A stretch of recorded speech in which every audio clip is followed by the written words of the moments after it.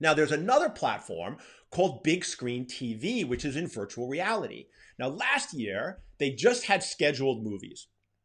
And you had to basically, it was kind of like going to the theater in your headset, and you had to align with their timings. But right now, what they've done is they've just launched on-demand movies and events. So for $3.99, you get a 48-hour viewing window.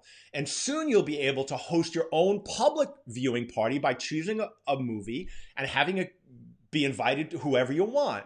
And as headsets get more comfortable and the resolution gets higher and distribution of them gets better, you're going to see this more and more. Now, I did this. I was dubious about this whole experience, to be honest with you, until I put on the headset a couple of nights ago and I watched The Matrix.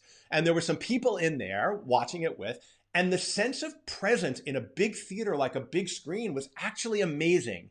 And so I think you're going to see more and more of this type of stuff. And the cool thing about this is you can actually throw popcorn at each other and not get thrown out of the theater by a big bouncer, which is really cool.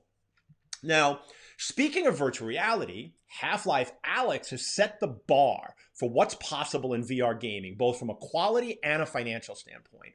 Now, the research firm SuperData estimates that 860,000 copies of Half-Life Alyx were sold, which is about $40 million in sales.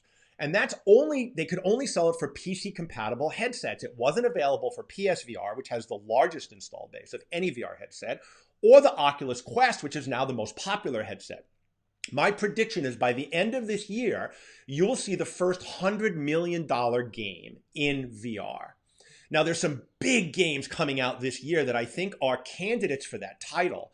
The company Cyan Worlds, who brought, if those of you that are old enough to remember Myst and Riven, which were genre-defining PC games back in the day, they launched a Kickstarter last year for a new game called Firmament, which is a steampunk kind of adventure game. And they've recruited Russell Brower to do the music, who did music for World of Wonders and Overwatch. And it looks amazing, and it's going to launch this year in VR. It's designed for VR, but you'll also be able to play it on a 2D screen, which is interesting.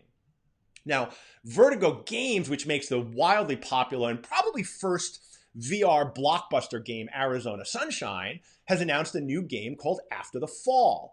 And it's a 4-player co-op zombie shooter that's staged in the 1980s, which everybody loves. And my hope is that they bring back Devo's energy domes as a way of protecting yourself from the virus. That would be amazing.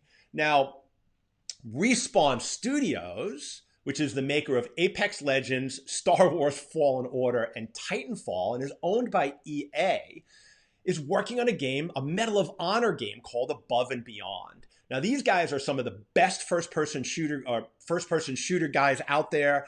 They make amazing games. Medal of Honor was actually started by Steven Spielberg when he had DreamWorks Interactive in the run-up to Saving Private Ryan, and it's been kind of dormant since 2012, when there was a lot of controversy around the series for bringing in real Navy SEALs from SEAL Team 6 to give them tactical advice. So you can imagine how realistic these games are going to be. And it looks amazing, and it's coming out later this year.